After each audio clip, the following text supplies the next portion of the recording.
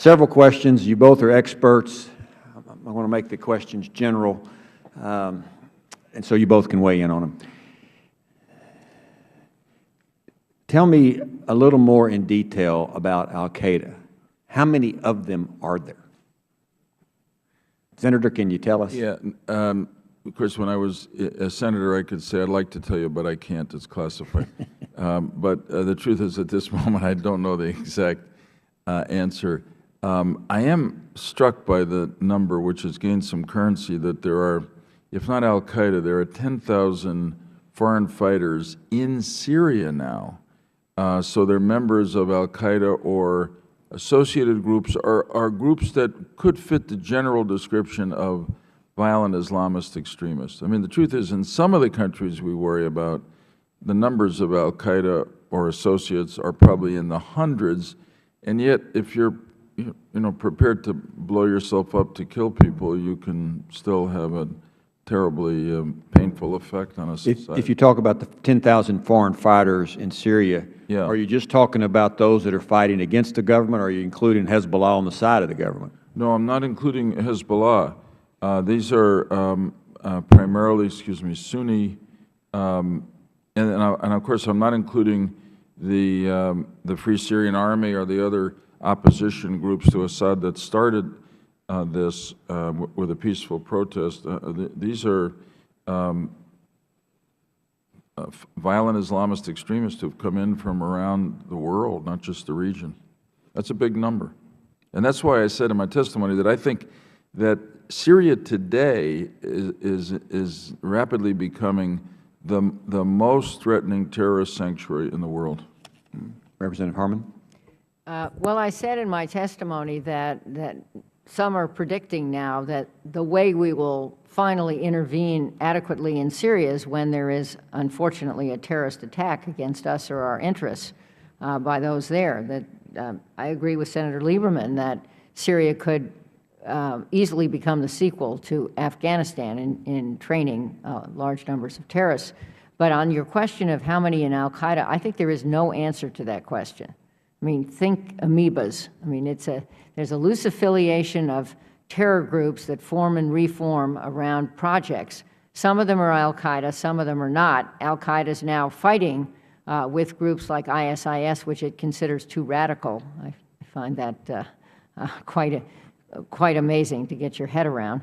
But also, there are Sunni and Shia terror groups inside of Syria, for example. Hezbollah is a Shia terror group, and yet a lot of these other groups, al-Qaeda being one, are Sunni groups, and they're fighting each other. So it's just two conclusions. Number one, it's, I think, impossible to measure, but number two, let's not overstate the number of al-Qaeda. That's their narrative. We don't want to make them look good. Some of these groups are not al-Qaeda. All right. Senator, you mentioned during your testimony 3 areas of concern, Syria, Libya, Somalia, and my opinion is the United States, the public, is, quote, war-weary of military intervention in some other country. So what would be, is, or should be our foreign policy, our plan, our national defense plan, in specifically those areas, and more generally al-Qaeda worldwide? Well, the public obviously is war-weary. I mean, we're going through a period now not unlike others we have in our history. They usually follow either unpopular wars or wars ending, and often coincide with tough economic times and people want to pull back from the world. Almost every time that happens, we get drawn in late to conflict at a much greater price in life and national assets, national treasure. So look, like so much else, this comes down to leadership. I mean, you're holding this hearing, I believe, to remind, at least, if I may say so respectfully, to remind your colleagues and Congress and hopefully the public that al-Qaeda is not defeated, that the violent Islamist extremists are out there, and they despise us, they want to kill us, and give them an opportunity, and they will. And it's a slogan, but it has a lot of substance to it. I'd rather fight them over there than here.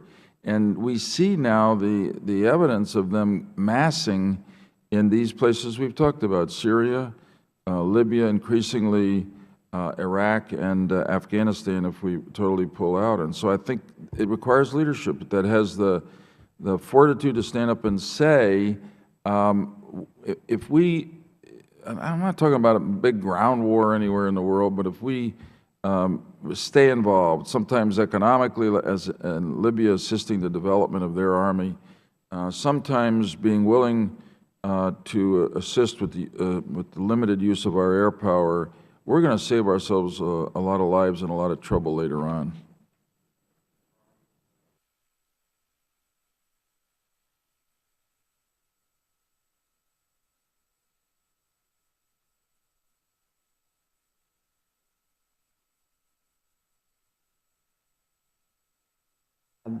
Military leaders say the same thing. I do think we have to win the argument with some kid in the boonies of Yemen deciding whether to strap on a suicide vest. And the way we win our argument, that argument, is to convince him of a narrative about the United States very different from the one he believes, the propaganda he's been brainwashed to believe. And that will require more than the use of kinetic force. I would keep it on the table, but I also would do other things, diplomatic efforts, economic efforts, doing things that we are now doing in North Africa to keep states from failing. We're inserting, it's a very interesting thing that we're doing, some of our special command forces to keep governments from failing. That helps. So I think it's a complicated problem, but whack-a-mole is not an adequate solution. Mr. Chairman, if I can really briefly, I want to say that I actually agree with Congresswoman Harman, and it's not, in my opinion, it's not an either-or. There are circumstances where we have to use our muscle, or we have to help train local forces in our own self-security interest. But in the end, as I mentioned briefly in my remarks, this is an ideological conflict, as ideological as the Cold War was, with a radical minority within the Muslim world, rejected every time there's a vote by the majority of Muslims in the countries, that we've got to stop ideologically. Thank you. I'll yield to the ranking member for his questions. Yes.